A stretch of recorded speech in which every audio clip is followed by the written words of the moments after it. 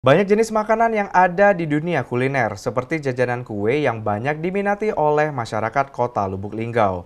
Salah satunya toko kue Halimah yang berada di Kota Lubuk Linggau, tepatnya di Jalan Sultan Mahmud Badarudin II, Margamulia, Kota Lubuk Linggau.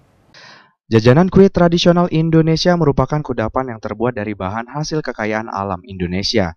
Dengan teknik pembuatan, alat, dan penyajian yang khas Indonesia, kue tradisional Indonesia biasanya dikategorikan menurut kadar airnya menjadi kue basah dan kering.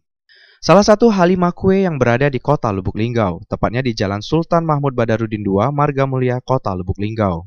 Toko kue Halimah ini menjual berbagai macam jenis kue, yaitu kue ulang tahun, donat, bolu, kue kering, dan jenis kue lainnya.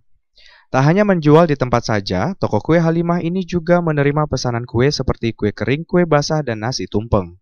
Owner toko kue Halimah menyampaikan, untuk kue yang dijual yaitu kue tradisional, kue ulang tahun, dan banyak jenis kue lainnya. Untuk penjualan kue ini tak hanya di toko saja, tetapi bisa belanja secara online.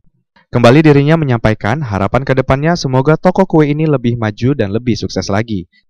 Semoga ke depannya bisa membuka cabang untuk toko kue Halimah ini.